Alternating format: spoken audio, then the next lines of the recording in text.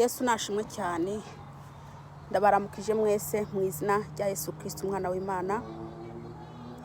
Ku bantu batazi izina ryanjye nitwa PASCASIE kandi nkaba ndi umukozi w'Imana kandi nkaba nkunda Kristo Yesu. Ku bantu rero bataragira subscribe mufyonda akantu gatukura kandi musharinge ubutumwa bw'Uwiteka kugira ngo muze muronka izindi nyigisho binyuze mu yicina. Ndafite ubutumwa Imana yampaye kugira ngo dusangire.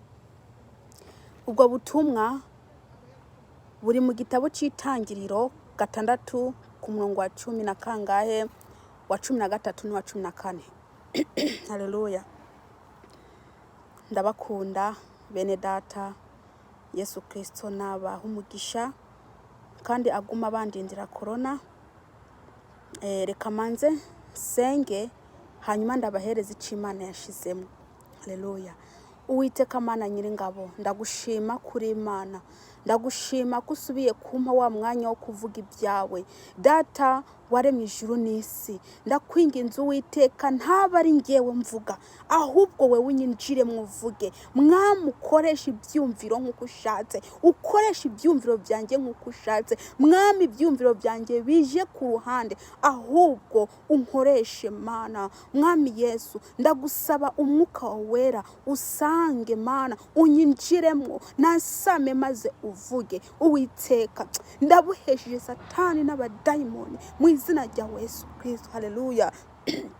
Data wa twese, ndakwinginze Uwiteka ubabarira umutima wanjye, unyogeshe ya maraso wavira ku musaraba. Dore ndi imbere y'ubwoko bwawe, ndi imbere y'abantu bawe. Ndakwinginze Kristo, umuntu wari we wese ari bwumve buno butumwa, Mwami Yesu, bumugira akamaro, bumufashe mu izina ryawe Yesu Kristo. Urakoze Kristo. Heza gira umuntu wari we wese ari bwumve buno butumwa. Oh haleluya. Ndakwinginze Uwiteka Mana Nyiringabo, umwuka wawe wera uherekeze ino jambo ryawe. Haleluya. Ni mu izina ryawe Yesu Kristo. Amena.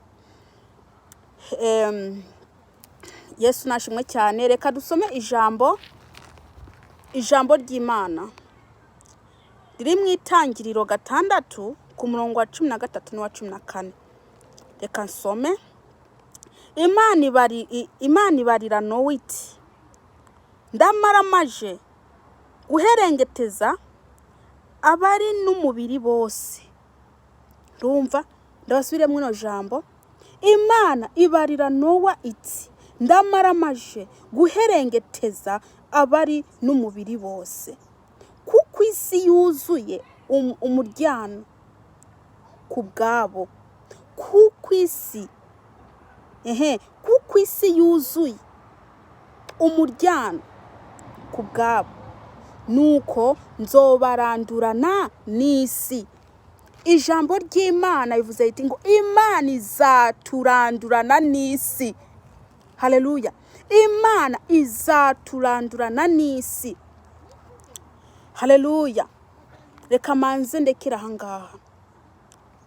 Uwiteka Imana yararebye mu isi. Yarebye mu isi, irareba, mbese irikirareba mu isi. Irikirareba ukuntu abantu basigaye bibona. Abantu basigaye babibona. Abantu basigaye bakunda iby'isi, ha gukunda Imana yo mu ijuru. Abantu basigaye barashize imbere icyubahiro, ha gushira imbere Imana yo mu ijuru. Abantu basigaye bafite ubwibone. Imana irikira maramaza. Imana yamaramaje ishaka kurandura inosi. Ntiturebe ngo nuko ngo ni bya kera. Iri ni ijambo, burya ijambo riguma riba rishasha. Iri ni ijambo ry'Imana Imana impaye ngo ndabagezeho ko Imana igiye kurandura isi, ikayikuraho, kandi izarandurana n'abari muri yo. Ntago izarandura isi gusa, ahubwo izarandurana n'abibone, izarandurana n'abasambanyi, izarandurana n'abajura, izarandurana mbese n'abita ngo n'abakozi b'Imana atari bo, mbese izarandurana n'abanyabyaha muri rusange. Haleluya. Bene data, Uwiteka Imana yamaramaje. Haleluya. Reka mbandanye nsoma ku murongo wa 14. Wibazire ubwato mu biti byitwa goferu. Imana ivuze iti ngo niwibazire ubwato, ngo wibazire ubwato mu biti byitwa goferu. Niki gitumye Imana ikubwira ngo niwibarize ubwato, ngo niwibazire ubwato mu biti byitwa goferu? Nukibona ko wewe utarihana, ntago urihana, ntago uraha Yesu Kristo umutima wawe, ego uvuga ko wabatijwe, uvuga ko mbese uri umukristo, ariko nta kiranga kuri umukristo ufite. Haleluya. Nta kiranga kuri umukristo ufite. Haleluya. Mbese musigaye mwibereye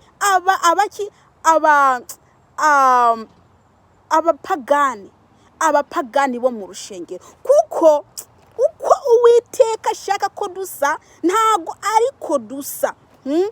Tuvuga ko twakiriye Kristo, ariko ukuntu tumeze nk'abataramenya Imana. Uko tumeze nk'abataramenya Imana. Haleluya.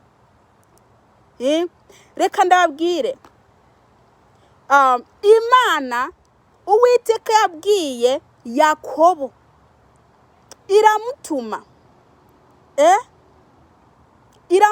kugira iki ko imutuma Beteli. Yamutumye i Beteli ngo agende ngo kuyubakira ngo igicaniro. Haleluya. Yatumye Yakobo ngo agende kubakira Uwiteka igicaniro. Urazi ibyo Yakobo yakoze? Ibyo Yakobo yakoze, yaciye ategeka abo bari kumwe ngo nimumanze. Haleluya. Ngo nimumanze mwiyambure izo mana z'inyamahanga, ngo nimumanze mwiyambure izo mana z'inyamahanga, kugira ngo tugende kubaka igicaniro c'Uwiteka. Haleluya. Abo bantu bari kumwe n'abagore biwe, baca bafata impeta, bafata amaherena, bafata ibintu byo byose bari bambaye, bajugunya ngaho barabifurira. Hanyuma babandanya urugendo rwo kuja kubakira Uwiteka igicaniro. Mwene data, reka ndakubaze, none se ko mbona Yakobo mbere yo kuja kubakira Uwiteka igicaniro yabanje kubwira biwe ngo bamanze bati imana z'inyamahanga, none wewe umeze uko ugiye kuvugisha ukuri ko Uwiteka Imana ya Isirayeli arizakwemera ko winjira mwijuru, kuzaja mwijuru wimereye nk'abanyamahanga? Ijambo ry'Imana tubwete ngo ntitukifatanye n'abanyamahanga, ngo ntitukifatanye n'abanyamahanga. Haleluya. Reba, umuntu asigaye agura amavuta yo kwitukuza. Imana yavuze iti ngo nitureme umuntu mu ishusho yacu, ngo tureme umuntu mu ishusho yacu. Imana irema umuntu mu ishusho yayo, ariko abantu basigaye bafata amavuta ababura umubiri, akaba ariyo bisiga mu maso, mbese ntibitosheje, baca bafata bakajana no ku maguru. Igikurikiye rero, baca bafata bwa bujipo butoya bagaca bagenda banyonga mu mihanda, berekana ayo maguru bagize iki, basizeho ibintu bibabuye. Nawe bakereka abantu kari beza, naho n'ibintu yisize. None nkawe kandi ukavuga ngo uri kuraja mu ijuru, ukavuga uti ngo ndiko ndakorera Imana, ukavuga uti ngo ndi mu nzira ifunganye. Mwene data we, ndiko ndakubwije ukuri, ndiko ndakubwiza ukuri n'Imana inshigikiye aha ngaha ndi. Umuntu wese yihakana Imana nta juru azajamo, keretse nubaze igiti cyitwa goferu, nubaze igiti cyitwa goferu, rondera Kristo. Igiti cyitwa goferu ndakiganya nka Kristo. Nushake Kristo Yesu, umanzu hebe ibyo ntikurakora. Haleluya. Abisirayeli, Yakobo yarubasha Imana kuyubakira igicaniro, aramanza mbese abwira abiwe ngo nimute izo mana z'inyamahanga. Yarubashe Imana. Ariko mwebwe muraja mu rushengero mwiyambitse ubuntu bugufiya, mwebwe muraja mu rushengero musa nk'amajini, mu maso yanyu umengo mbese musa ukundi kuntu. Reka ndakubwire, uriyisa nta gusa n'Imana, kuko Imana avuze ati tureme umuntu mu ishusho yacu. Ntago nemera neza ko ubwisize ibyo bintu kubugisa n'Uwiteka. Ngo muranci urubanza, ariko uyu muntu nawe aduciye urubanza, ngo Imana ireba mu mutima gusa, ngo ntireba ku mubiri. Ninde yabikubwiye? Umuntu wese akubwira ko Imana ireba mu mutima gusa, itareba ku mubiri, areka kukwigisha ukuri akuzi kugira ngo agukomeze mw'ubwo rushingo ntuhave. Imana ishaka ngo tuvugishe ukuri, ubyumve, utabyumva nabyo ukabireka, kuko ijuru ntago ari ugukurura. Ijuru si ugukurura. Umuntu kuja mu ijuru ni ku bushake bwiwe, mwene data. Kuja mu ijuru ni ku bushake bwawe. Nimba ushaka kwigumira uko ngo njyewe ngo Imana ngireba mu mutima gusa, nugume uvuga ati Imana ireba mu mutima gusa, ugume wigira nk'idayimoni. Guma uvuga ngo Imana ireba mu mutima gusa, ugume wigira nk'umuntu wo hanze. Ndakubwire, ijuru ntuzajamwo keretse uhindutse.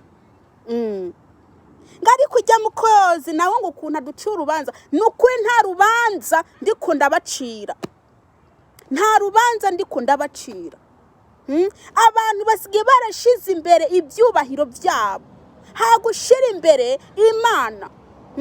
Ugasanga barabyimba bariko baragenda umva icubahiro ngo utamwicaritse imbere, ngo utamwicaritse imbere ngo ari umukozi w'Imana, ngo wabukoze nabi. Banza wicarike Kristo imbere, manza wicarike Kristo imbere, kuko banza ushire Imana imbere. Reka kwishira imbere wewe, reka kwishira imbere.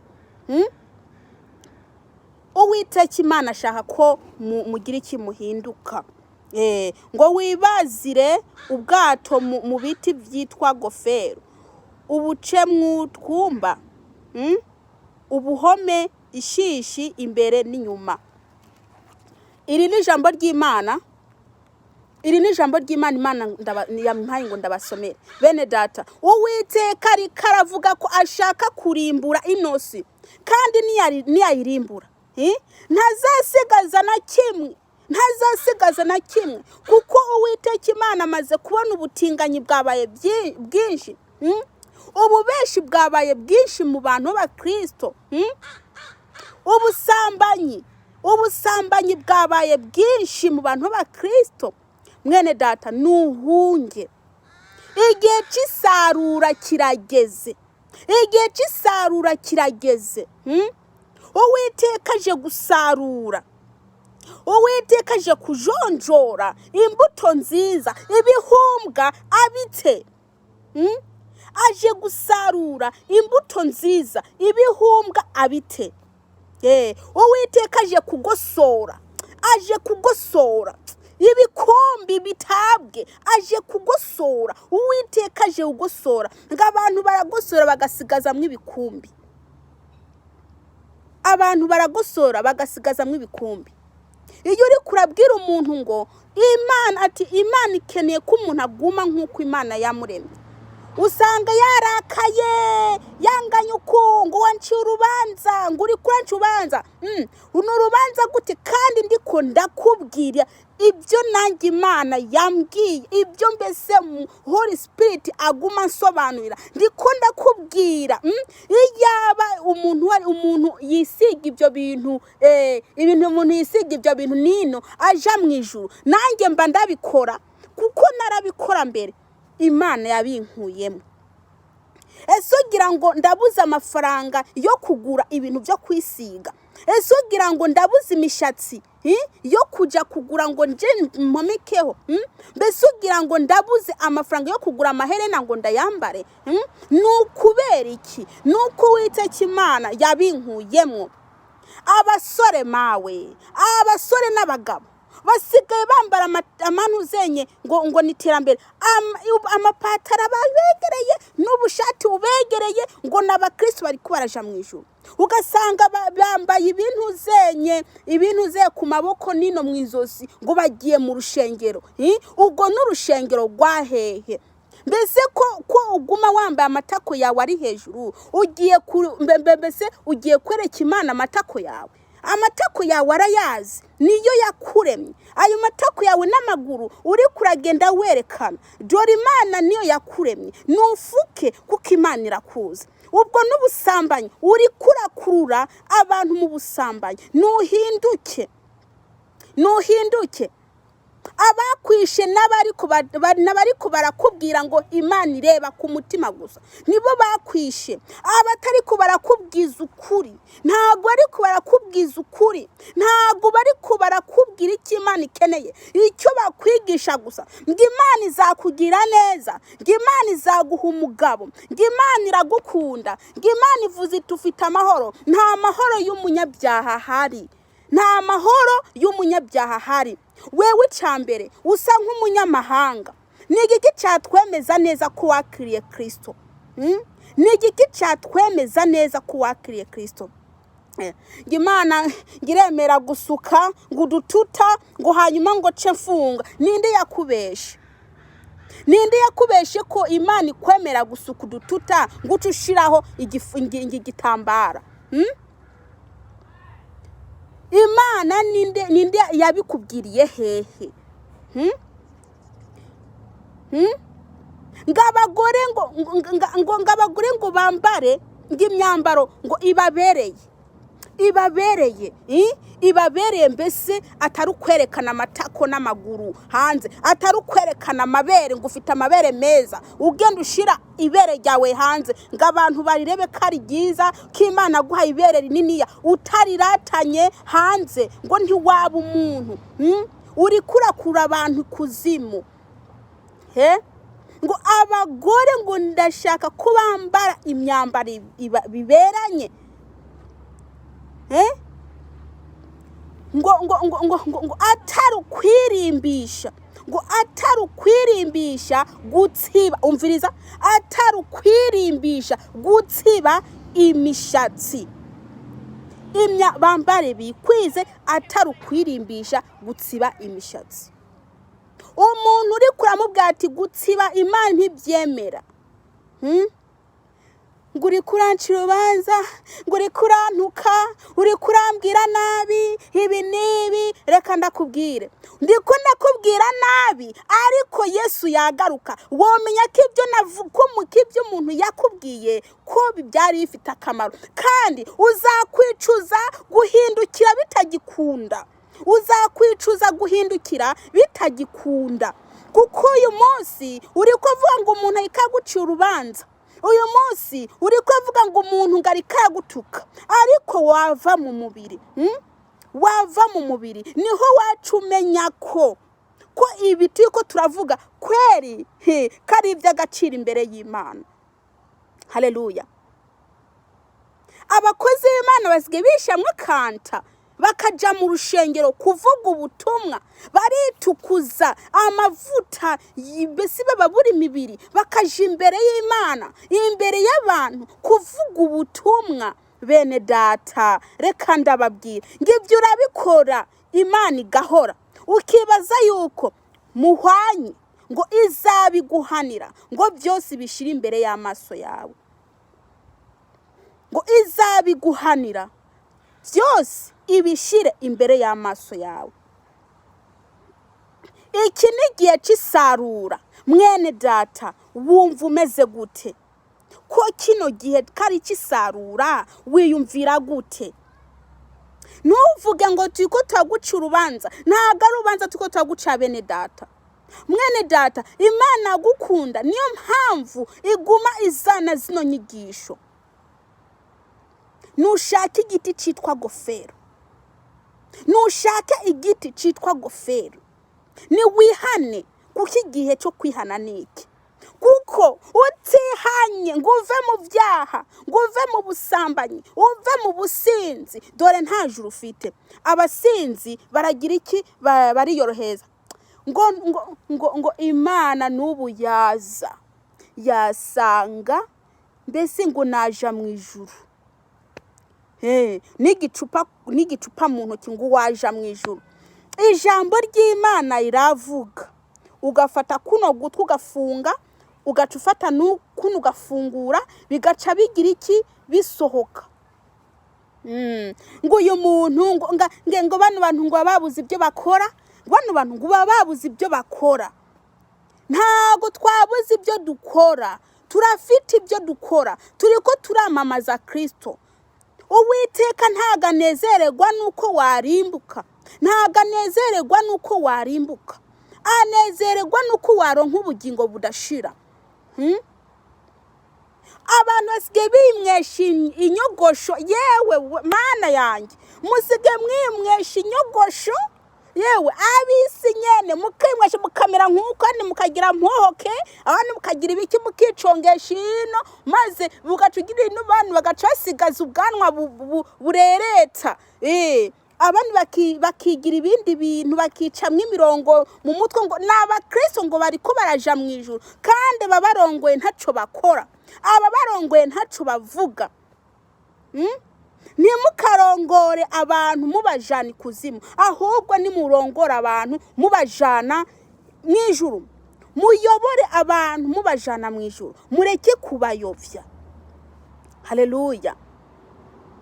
Indyane ngo indyane zabaye nyinshi. Ni bande bari kubaryana? Ni mu rushengero. Ni bande bari kubaryana? N'abakristo. Ni bande bari kococococo amagambo? N'abakristo. Ni bande bari kubaradomeka amagambo? Ni bande bari kuvuga mugenzi wabo? N'abakristo. Abantu ntibazi gusengera bagenzi babo. Abakristo ntibagisengera bagenzi babo, ntibasengera bagenzi babo, ahubwo barabasebye. Ntibasengera bagenzi babo kabisa. Ariko ngo ndi umukristo, ngo ndikunda aja mu ijuru. Mu ijuru gute umunwa wakurenze? Mu ijuru gute umunwa wasutuye kuvuga abantu nabi? Ngo uri kuraja mu ijuru. Abasinzi biyicariye mu rushengero, abasambanyi biyicariye mu rushengero, ibyaha ahera h'urushengero mwarahanduje, mwarahagize nabi. Ese Imana izakwicara hehe? Imana izakwicara hehe? Yakobo ko yabwiye abiwe ngo biyambure izo mana z'inyamahanga, none nkasigara mbona ko abubu imana z'inyamahanga nizo zibereye mu rushengero. Nta kubaha Uwiteka biriho, nta kubaha Uwiteka biriho, ntabyo. Nta kubaha Uwiteka biri muri mwebwe. Ngo ntaco bimbwiye, ngo rwose ngo ntaco bimbwiye, ngo ngese ngo nkwiye kwambara nk'umukecuru. Erega natwe twambaye uku ntago dushaje. Ugira ngo turashaje? Turacari bato. Twabitegetswe n'Uwiteka kwambara uku. Ntago dushaje natwe ubona, kandi ntago tubuze amafaranga yo kugura amapudre yo kwisiga. Murafata amapudre mukisiga kugira ngo mugahisha bino biheri mufite hano. Ibi mugafate n'uzenya ngo muri ko murakatagura ingohe zanyu. mugafata buno buntu bwo hasi ngo muri kumasha izindi ingohe. Abakristo kweri bari kubaraja mu ijuru, afite ibintu ngayishize ko ibitari gwiwe, afite amahereni no kuzuru. Umukristo ari mwaraja mu ijuru, umukristo ari mwaraja mu ijuru, araseka agacu usanga hano kuri miha hakubisemwe intuzenye iherena.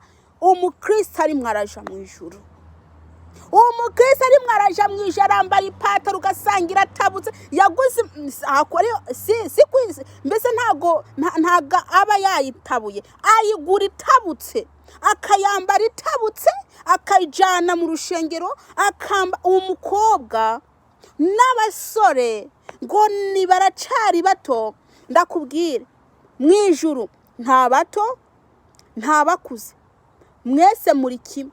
Ubutaza kurikiza iby'Imana ikeneye, shaka kuba umusore, shaka kuba uri inkumi, shaka kuba uri umusaza, shaka kuba ukiri muto w'umuke cyangwa ushaje, udakurikije iby'Imana ikeneye, ijuru ntubona, ijuru ntubona. Murasambana muri mu rushengero kandi bakabareka mugasangira, mugafata ku ngaburo, ku gikombe mugasangira, muracikiza mukarara n'abagore mu nzu, mukabyuka mu rushengero mugenda gukora diakona, umurimo w'Imana. Hanyuma ngo kanaka reka duciye urubanza, ngo kanaka reka duciye urubanza, ninda ariko araguciye urubanza, ahubwo nuhinduke kuko rino juru ntago ibyo gufya, ntago ari ibyo gufyinatisha, rino juru ntago ari ibyo gufyinatisha, rino juru ngo ab'imitima iboneye ngo niyo bazabona Imana. Kandi ikindi aho inyuma muvuga ngo Imana ngo niharebe, irahareba neza ukuntu umuntu yitwara, ukuntu umuntu asa, ngo muri umuco w'isi, ngo muri itara, ngo mumurikira abandi. Mwabamurikira gute mwambitse nk'indaya? Mwabamurikira gute musa nk'amajini? Mwabamurikira gute musa nk'amadayimoni? Ntago ndabisa abadayimoni, munyumvirize neza, mvuze musa nka madayimoni mu maso. Mwabera abandi bantu itara gute? Mwabera abandi bantu umuco gute? Ni nka gute wobera umuntu umuco? Ni nka gute womurikira umuntu? Womumurikira gute? Kareka ukuvugiye ngo wakambwiriye, reka ndakubwire ngo Imana ngirakunda bose, reka ndakubwire Imana irakunda abo yaremye. Ngo umunyamahoro nuwamenye Imana gusa. Ngariko ngo uyu muntu yangayika nuko nawe urubanza ndikunda guca, nimba bivuga ko ndikunda guca urubanza, nta rubanza ndikunda gucira. Ndakubwije ukuri umuntu wese yihinduye nta juru, shaka kuririmbe, shaka uceze, shaka ugira umwuka, shaka unyegange, shaka umbese utarukuje hejuru, shaka uvuga ubutumwa abantu bihane, shaka ubusuko shaka igiti citwa gofero, nuhunge, nushake Kristo Yesu.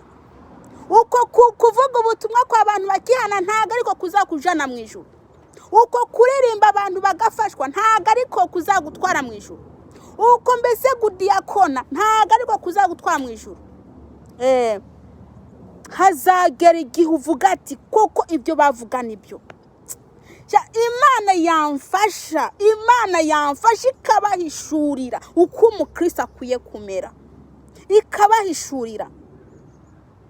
Ni muze mufate iminsi yo kwisonzesha, mubaze Imana ati mbe Mana umukristo akwiye kumera gute, akwiye kwambara gute, akwiye gusa gute. Uwiteka azabasobanurira, Uwiteka azabasigurira, Uwiteka azababwira. Muzaca musanga ibyo byose mwikora ko muri ko murayoba. Ibyo ni bya Satani mama, ibyo ni bya Satani.